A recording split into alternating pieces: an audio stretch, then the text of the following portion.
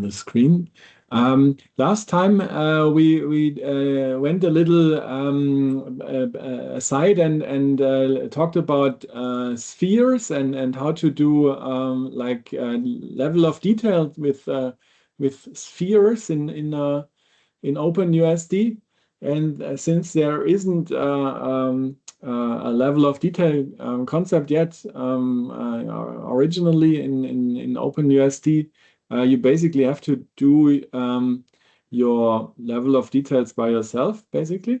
I think somebody wanted to check out what's possible to how to create like these different level of details, but I'm not sure if who wanted to do it.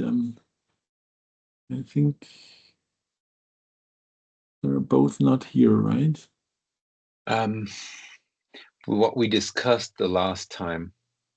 Okay, what I suggested is that when you build a pipeline and you have your original asset and you have it with a certain tessellation, so you come out of a step file and you tessellate it in a certain way, then you have like a level of detail, and you could within your pipeline, like branch the pipeline and auto-generate a lower or a level of detail using another tessellation algorithm. But you could also do this inside Omniverse with the proper tools. Man, I'm not fluent with the right Begriffe, Wörter. Yeah. Well, anyway, but I haven't checked. Benjamin, did you try to create another level of detail for the spheres? No, it was. So I have tested after last meeting with the rendering settings and the properties, but I can't find any difference between rendering performance. I have tested, but I can't find any difference, and then I'm skip this test. Yes. So okay, can I comment on this? Sure. So the issue with the classic rasterized renderer, you have an issue with like lots of polygons because it has to go through the entire scene and evaluate, can I see this polygon or can't? Yeah. So it has to go through the entire tree. Whereas with the ray tracing approach, you shoot the ray, you hit a polygon, and then you don't care anymore. So the bottleneck is totally different on a ray tracer than on a classic rasterizer. So the level of detail, the performance that you get out of this is more on how much RAM you use. So if you load a lower level of detail, you can just load a lot bigger scenes, a lot more geometry by optimizing your poly count. So the bottleneck is different. And Rahul, you posted something in the chat. So this is the schema I guess they have for the level of detail and how I had implemented a level of detail because we had this crops and farm field corn crops. So what we did is we created variants of crops with different polygon counts. So basically 3 level of detail. As you go near to the crop, using a variant set, we switch the geometries manually inside the scene. So we gave it a hard-coded value of distance from the camera to the mesh. And then as the camera changes distance, when it changes the distance, we switch the mesh to a higher LOD. And this is like, how do you say, like a schema already in the standardization process, or is it?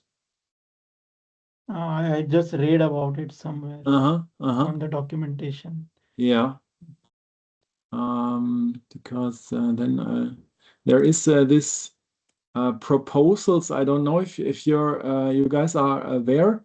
There is a Git GitHub repository with all the different proposals for USD standardization. And let me get the OpenUSD proposal. I think it's called the URL. And so people put their proposals in there, and it gets discussed. And I think this could be also like a from here we go. I think I have to share my screen, right?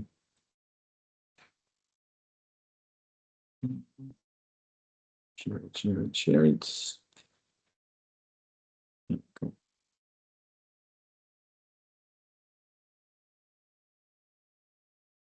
This is the URL, and here are like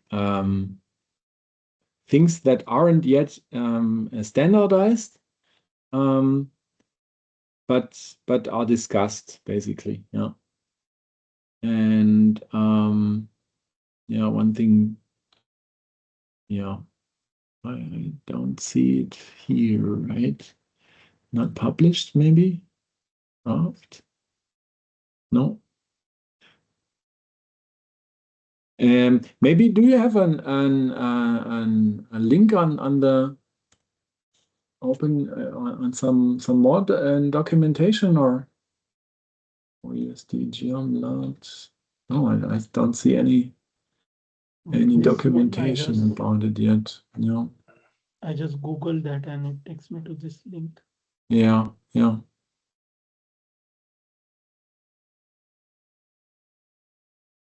Yeah, that's basically the USD geom. That's the standard right now. There is a method in the C++ library to actually generate different level of details for these so tessellations basically. I didn't find it in Python yet, but I found in Blender basically you can also do a script in Blender which then creates like the geometry, and that's quite there are two different methods. So here is the Python interface of Blender, and you can just say, okay, generate me a primitive with these segments and this radius, right? And then you just basically export it to USD. That's how I would do it basically. I would do it in Python and use Blender as a geometry engine basically. Yeah. And that works also pretty nice. Yeah. So yeah, any more thoughts on this level of details or anything else you encountered last week? If I have time, so I will share two things quickly. My development on this week. 1 second, please. Awesome. So the first is I will start the video. So that is a tool to create automatic polylines and the edge. So with angles, so you can see that this extension, and then you can select any objects by clicking, and then the tool create automatically a polyline across the edge. So, and that is wait a second. So then I come to this steel part with the yeah, you see the polyline will not end. So they create very quickly polylines on the edge, and the tool find automatically the start and the end point. So then the next step, you can use this polyline for conveyors or other special things.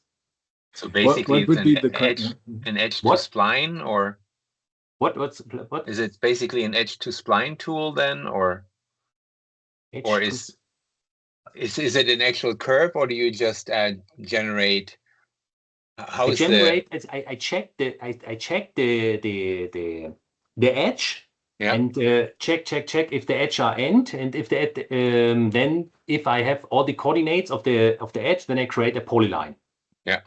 So And you can what's the see use case? If you the use case, that's the step before conveyor. So the next step is you can create conveyor lines. Yeah. So and then you see they have the add lines, and then I'm using this line for conveyor. So then the parts can move at this line.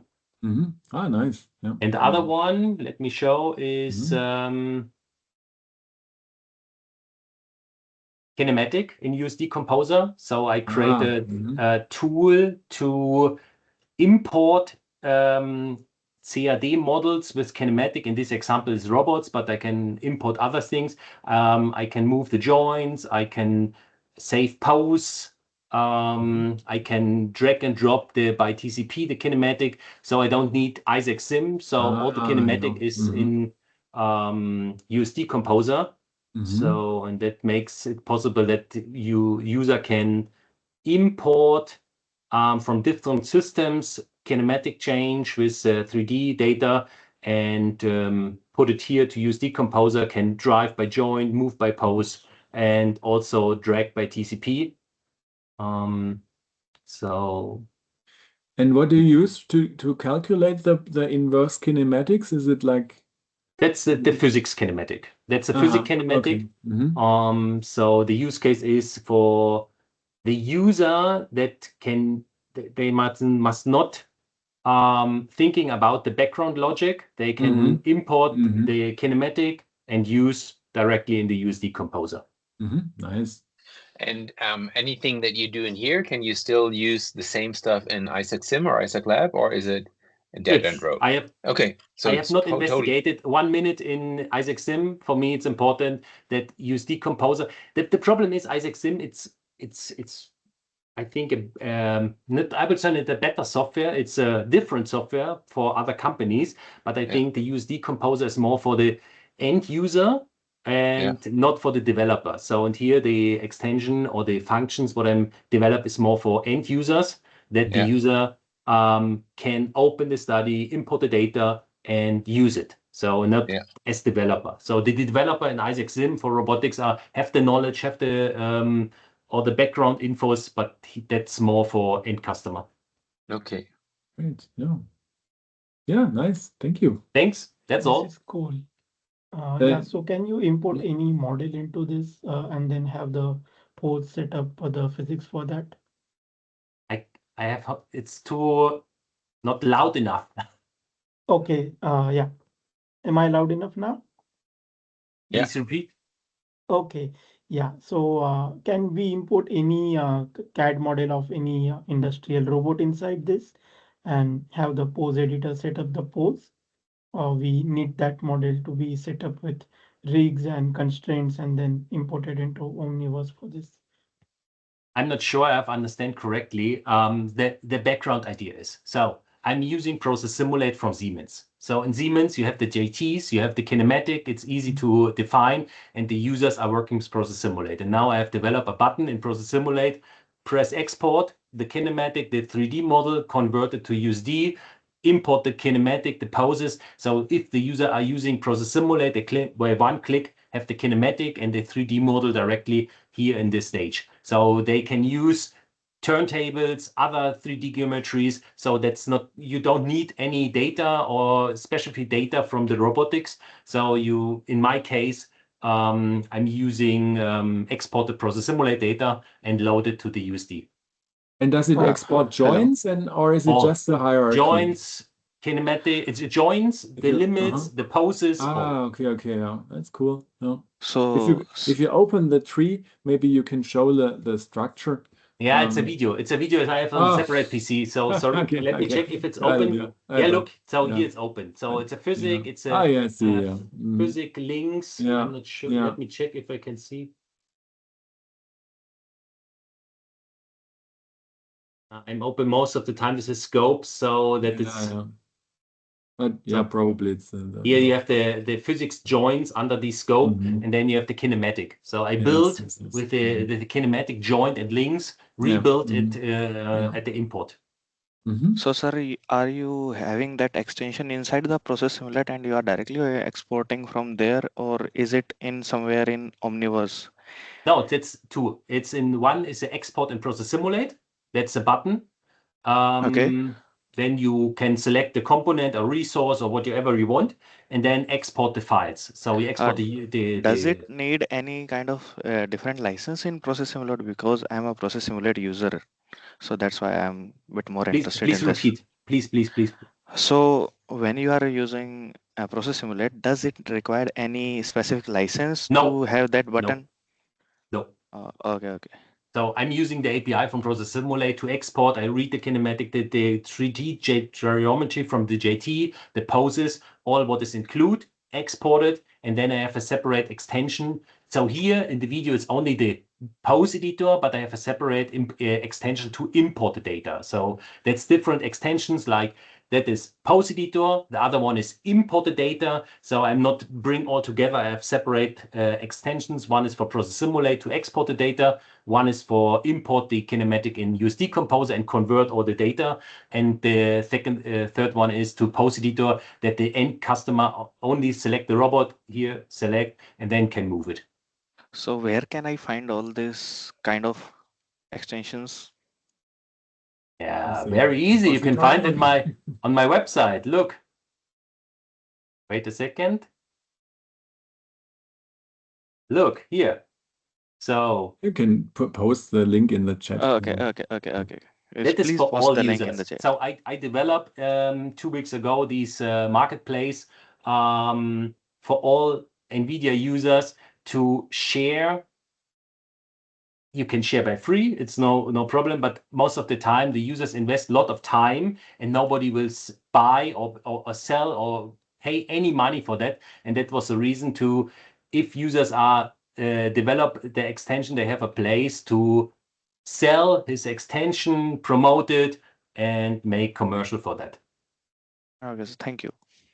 Okay, Awesome. so and you get your share by providing the marketplace. Good, nice. Good.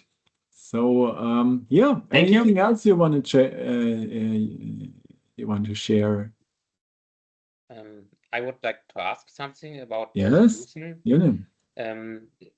Is there also like the possibility to adjust things like the clamping and so on to get like a smaller sim to real gap, or is it just more likely a tool to set the poses?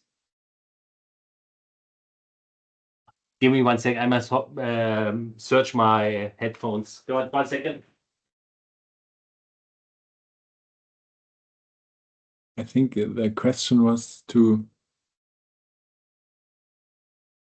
if it also is used for grippers or something, right? The physical behaviors of the robot, like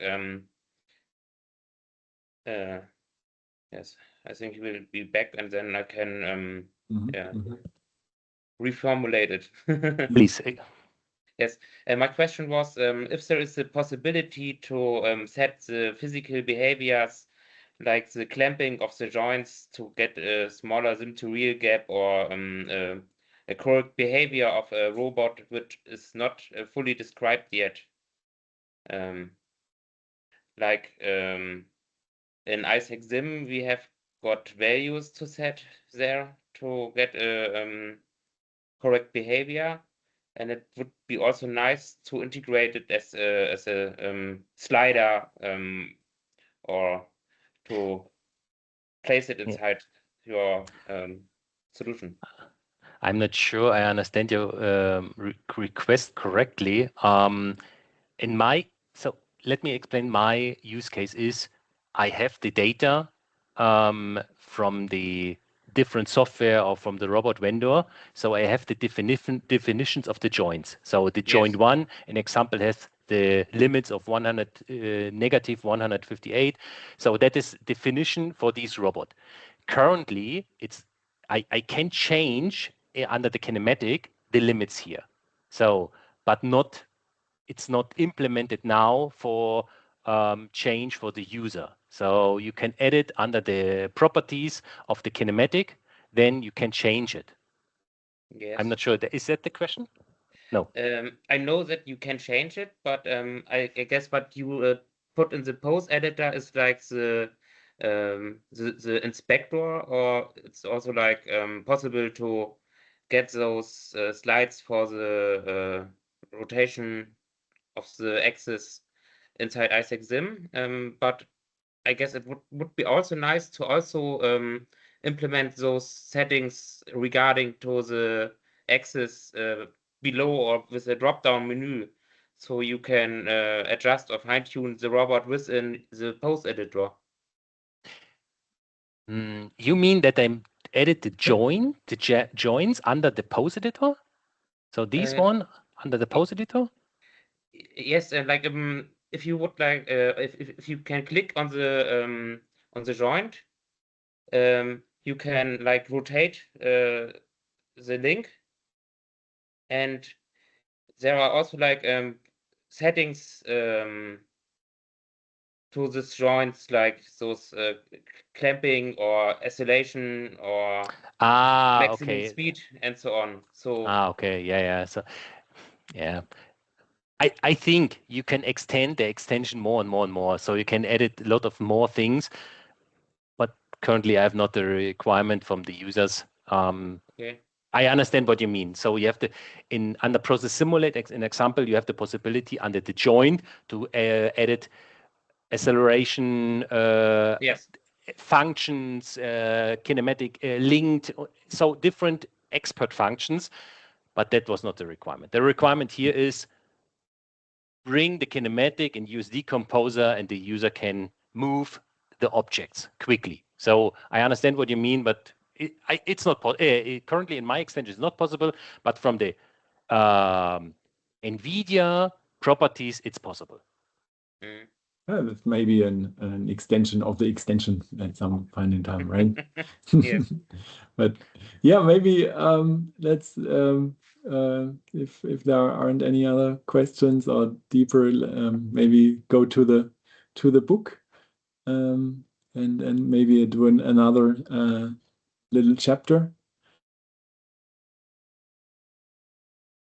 So for you guys who are new, we have been working through the OpenUSD learning path. Now we're tackling here this book OpenUSD in one weekend, and we read it together and try together the examples and maybe address questions which may arise. I think last time we were at the creating an OpenUSD scene, and we came to this sphere question, right? And I think that's where we stopped. We've done that, and if you want to work along, there are different ways to work with OpenUSD libraries. One is with as you saw from Ben, the composer. We've got from Pixar the USD view, or also in Blender the console also understands OpenUSD. So I think here is did I share the link already? No. Go. It's the link. They describe a lot of different ways of getting started. We have created the sphere, right? What did we do else? Importing, manipulating, moving. I think we have we been through with creating OpenUSD scene? I'm not sure.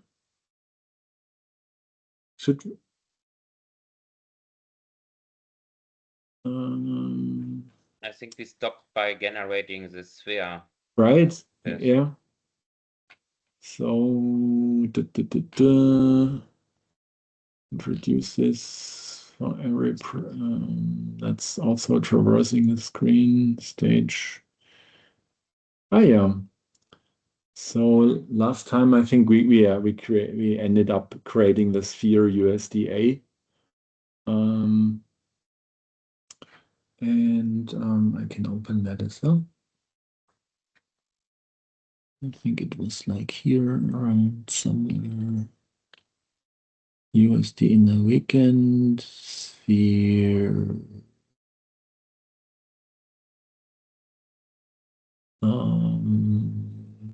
Chapters, right? So yeah, this the book comes with some source files, right? And I think it was around here. Assets, block, chapter, around, no. Sphere console, maybe this? No, it's an OpenUSD. Let me check the sphere. Well, we could also do it. Ah, here is the sphere, yeah. I did that with a create mesh sphere, right? So yeah, maybe let's go from here as well. Sphere USDA, probably. Yeah, that guy.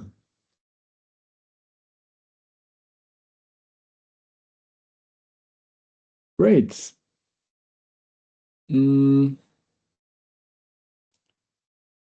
That's a good point is to restart. I'm just thinking.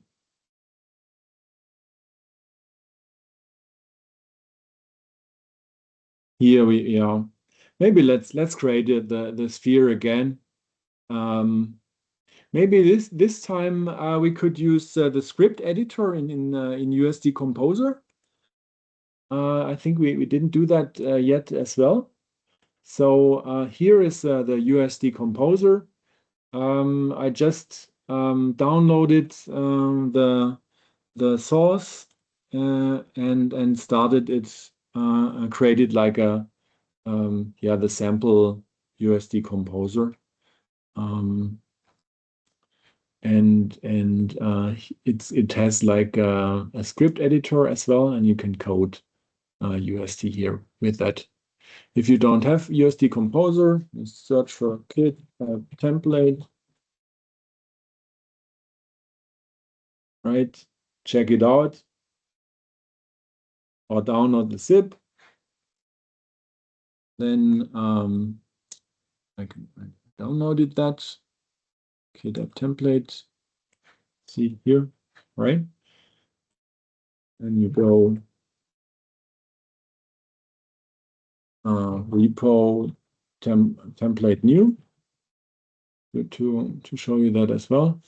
And then you can like create like an application. You select the USD Composer, and then you just go. I already did that, so I won't show that. But that's how you then go repo build. That loads all extensions or things that are missing.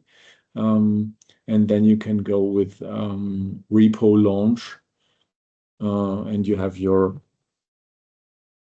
composer. Right. To show you, I stop this.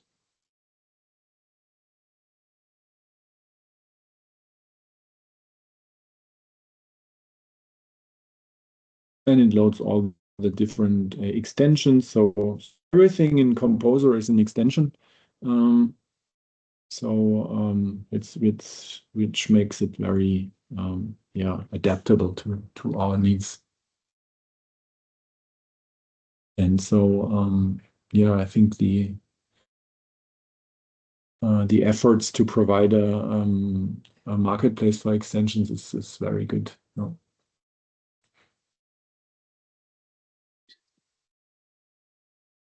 So then did also a lot of extensions. So There we go.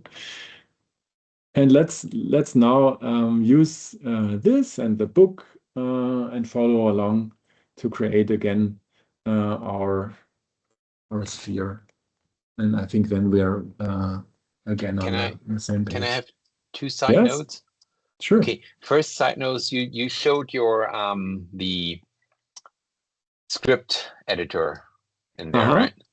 So when the script editor throws an error, and you are heavily dependent on vibe coding, and you want to use that error to throw it into your agentic framework, whatever, you can't copy it out of the script editor. But the very same message is in the CMD when you started from the CMD.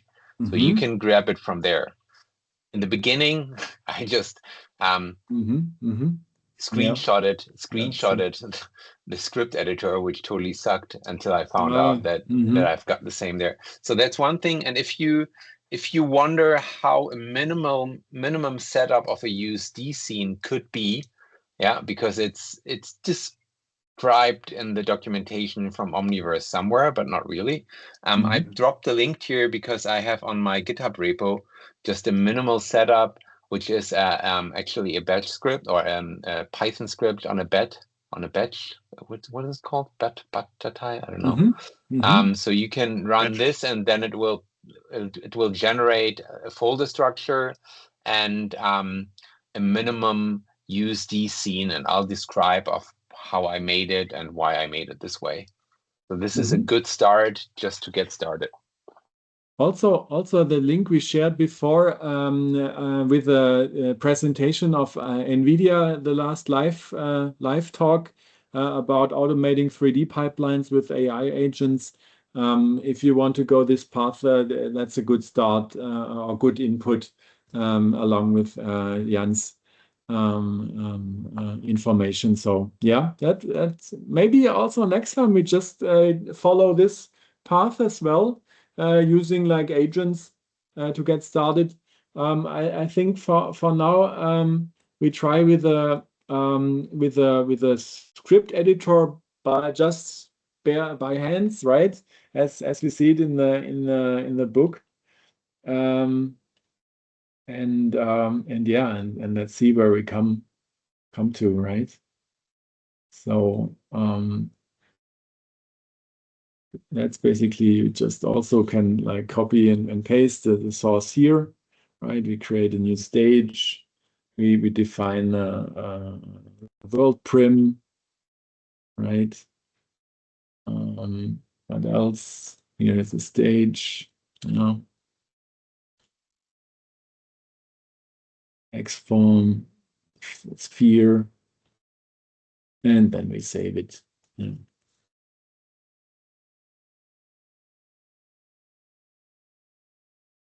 Where would we expect that the sphere actually will be created?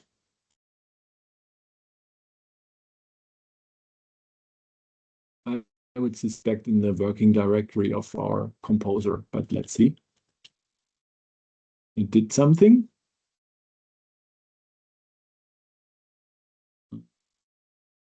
Okay. Oh yeah, there we go. Sphere USDA. That's what we just created. Right. And let's load it.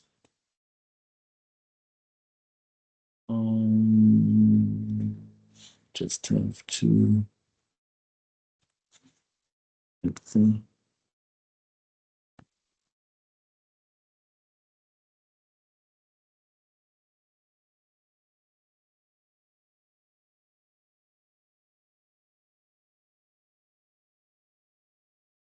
Do you see it? No, I have to. There we go. USD sphere. And we don't see anything. Why is that? Because there are no lights in the scene as well. Well, there is actually nothing in the. Oh yeah, there we go. That's our sphere. That's the stage. Xform sphere. It's well a little strange because the sphere is not under X form, so it won't be moved if you move the X form, right? So let's read on and see what they say. Yeah, that's the same for loading. Load it, yeah. And there are different ways to load the sphere. I just loaded it with Blender with Composer. With Blender, we can also load it. Right, Blender also has like an import universal scene description method, and so you can put it. GitHub templates, OpenUSD. Yeah. Where did it go? Probably, yeah. There we go. See, that's the same sphere, just in Blender.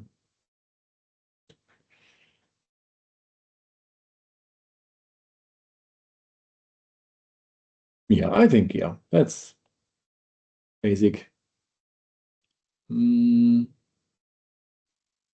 That's importing assets. I would go over that, traversing the stage. That's pretty basic. I don't know. Should we how basic are you guys? Is that like interesting for you, or should we like go to later chapter?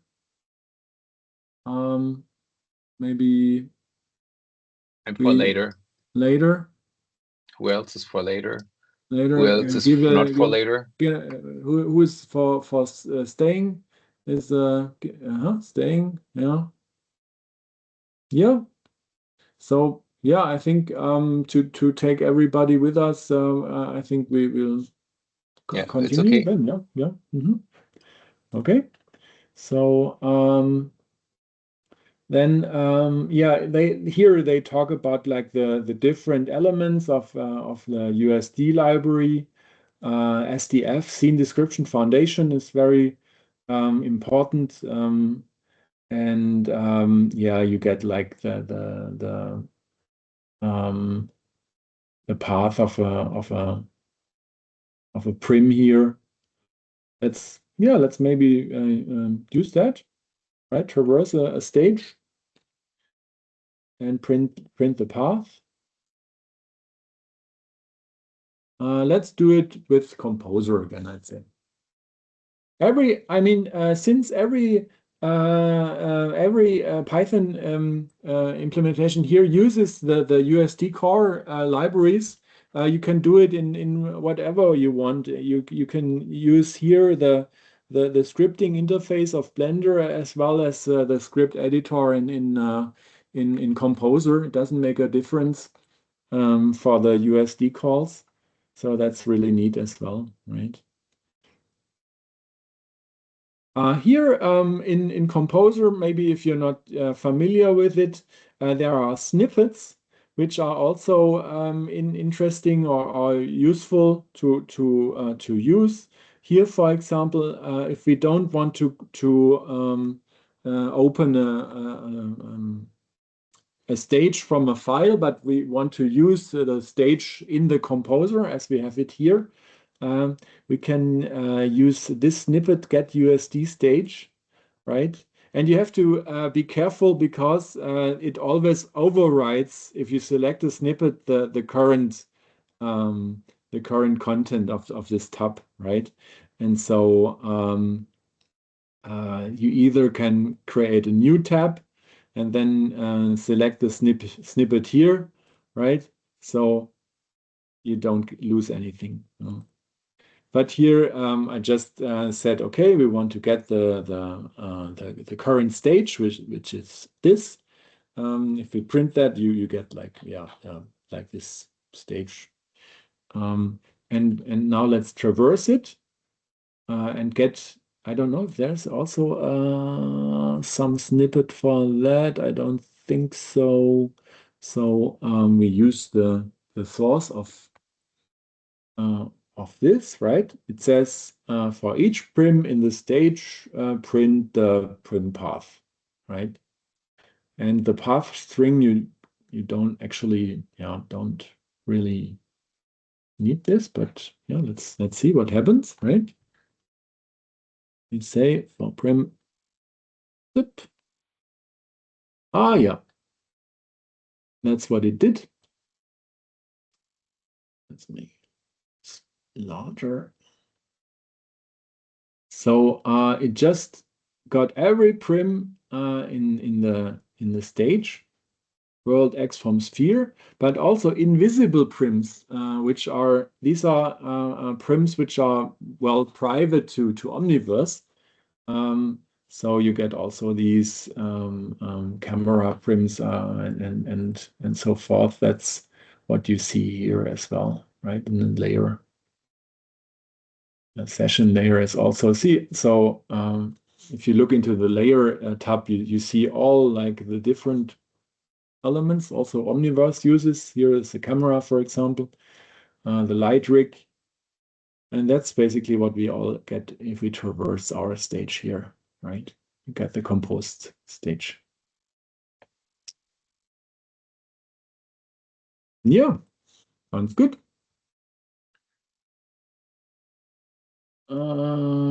Should be printed out. Yeah, to retrieve a prim object at a given path, you can use get prim add path. Yeah, that's also a very useful thing if you want to get some get access to a certain prim here. For example, I want to have this transform, right? And you know the path, it's world X form. We do we can also well, let's first paste the code, right? So this call would get the world prim, right? And if we want to have, let's try that, right? World prim, yes, we got the world prim. Just didn't complain. So if you see, that's something. If we want to get a prim at a path, what happens? Yeah, see, it reports an error. It's well, and also it's not terminated, so we have to actually write that, but it still doesn't do anything because we haven't got the world X now. Yeah, and let's maybe print the world.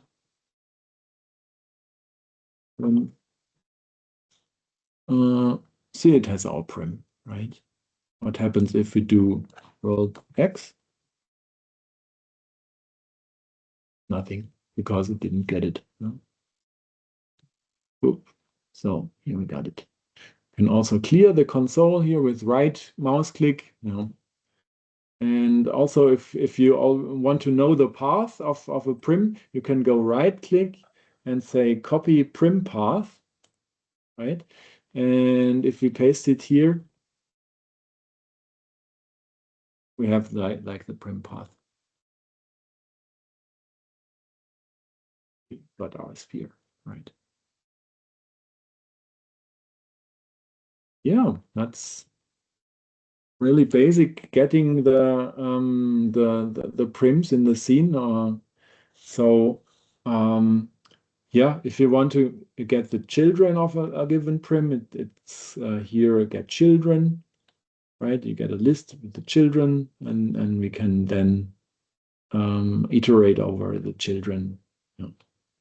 There is also a prim range, which is more optimal to use, but that's a different chapter probably. Yeah, and also yeah, you can get the parent of a prim. So here we actually got here the sphere, right? That's a sphere prim.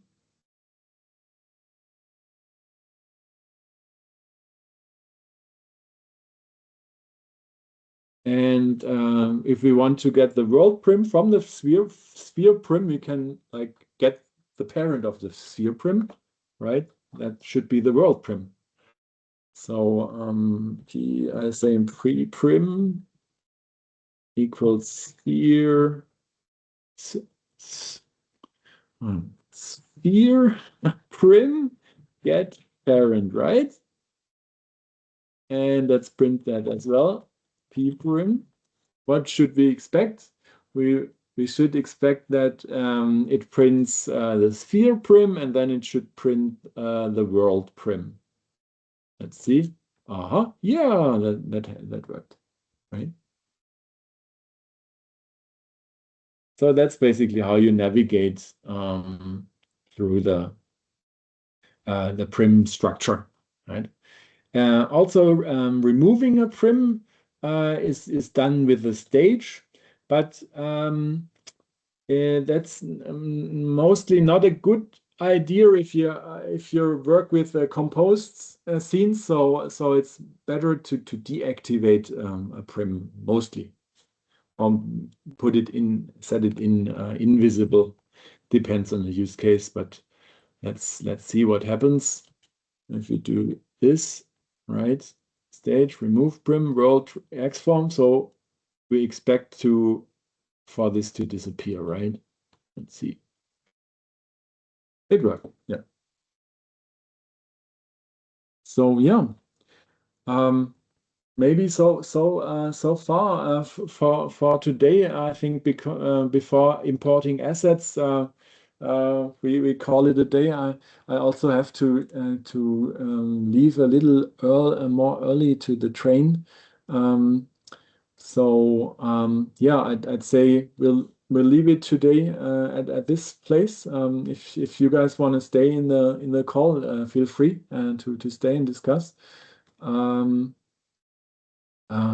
Yeah, I think next time we tackle the importing assets, and I think that's also something very useful. Okay, so thank you. Have a good weekend, and talk to you next time. Bye. Bye. Thank you. Have a great day. Bye. Sure, you too. Thank you.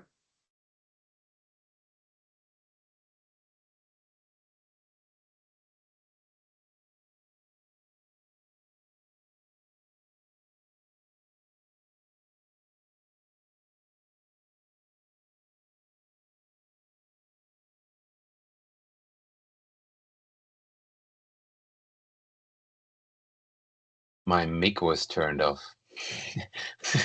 Ich rufe die ganze Zeit in den Raum rein, aber mein Mic was turned off. Hast du dich jetzt nochmal mit dem besprochen oder nicht? Ja, genau, er hat jetzt noch Urlaub und nächste Woche Nächste kommt er aus dem Woche, Urlaub okay. zurück und dann werden wir wohl einen Termin vereinbaren. Ich denke mal, wenn er Ja. seine E-Mails abgearbeitet hat oder so. Ja. So. Okay, gut. Gut, okay.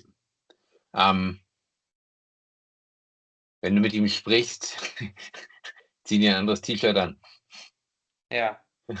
Rasier dich. Genau.